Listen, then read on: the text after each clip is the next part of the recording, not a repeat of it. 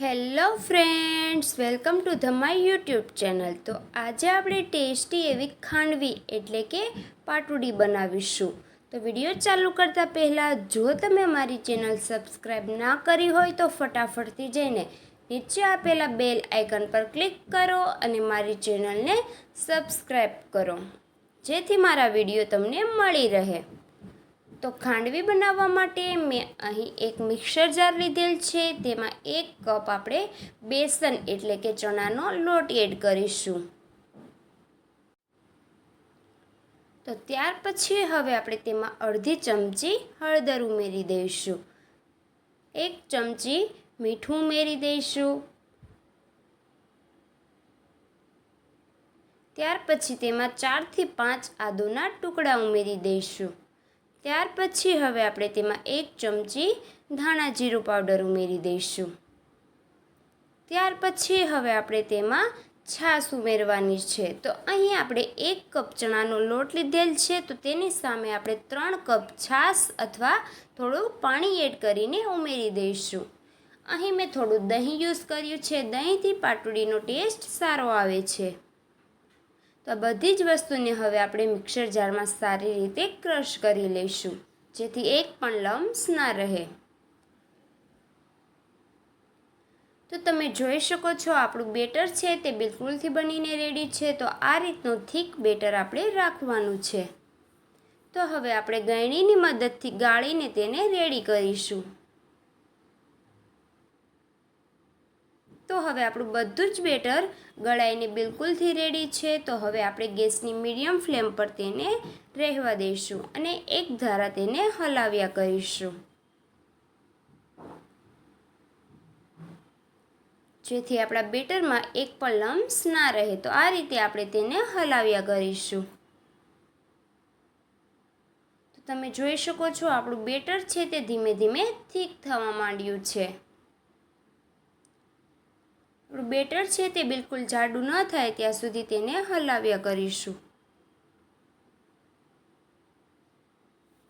તો હવે આપણું બેટર છે તે બિલકુલ સરસથી બનીને રેડી છે. તો તે ધીમે ધીમે થોડું જાડું પણ થવા માંડ્યું છે. તો હજુ થોડી વાર સુધી તેને રહેવા દઈશું અને તેને સારી રીતે ફેટી લઈશું, જેથી લમ્સ ના રહે. તો હવે આપણું બેટર બિલકુલથી રેડી છે. તો હવે એક ડીશ લઈશું, તેના પર આપણે જે બેટર રેડી કર્યું છે તે લગાવી દઈશું. તો આખી પ્લેટ પર તેને આછા પતલા લેયરમાં લગાવી દઈશું. તો તમે જોઈ શકો છો એકદમ પતલા એવા લેયરમાં આપણું પાટુડી બેટર રેડી છે. તો હવે આપણે છરીની મદદથી તેને આ રીતે ઊભી લાઈન કરીશું.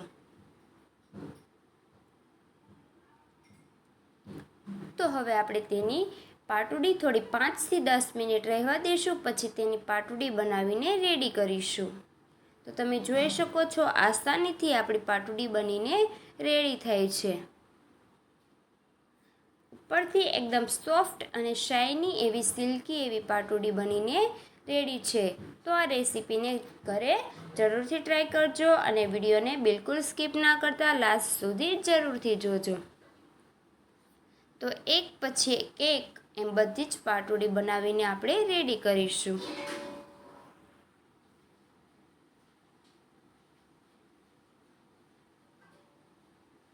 તો એકદમ ઇઝીથી પાટુડી બનીને આપણી રેડી થઈ રહી છે. તો માત્ર 3 થી 4 મિનિટમાં તમે પાટુડી બનાવી શકો છો. તો આ રીતે બધી જ પાટુડી વાળીને આપણે રેડી કરીશું. તો હવે આપણે ખાંડવીનો વઘાર કરવાનો છે. તો તે માટે અહીં આપણે એક બાઉલ લઈશું, તેમાં 2 મોટી ચમચી તેલ લઈશું.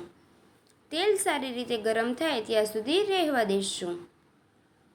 તેલ ગરમ થાય પછી તેમાં 1 ચમચી રાઈ ઉમેરીશું અને 1 ચમચી જીરું ઉમેરીશું. રાઈ જીરું સારી રીતે ફૂટે ત્યાર પછી તેમાં 6 થી 7 મીઠા લીમડાના પાન ઉમેરીશું. આ બધા જ વઘારને આપણે જે પાટુડી છે તેના પર ઉમેરી દઈશું. તો તમે જોઈ શકો છો એકદમ ટેસ્ટી એવી પાટુડી રેડી છે. તો હવે આપણે તેના પર થોડા લીલા ધાણા ઉમેરી દઈશું. તો હવે આપણી પાટુડી બિલકુલથી બનીને રેડી છે. જોતાં જ ખાવાની ઈચ્છા થઈ જાય તેવી પાટુડી રેડી છે. તો ફ્રેન્ડ્સ, તમને આ પાટુડીની એટલે કે ખાંડવીની રેસીપી કેવી લાગી તે જરૂરથી કોમેન્ટ કરો અને મારી ચેનલ ખુશી કુકિંગને લાઈક કરો, શેર કરો અને સબસ્ક્રાઈબ કરો, જેથી મારા અવનવા વિડીયો તમને મળી રહે.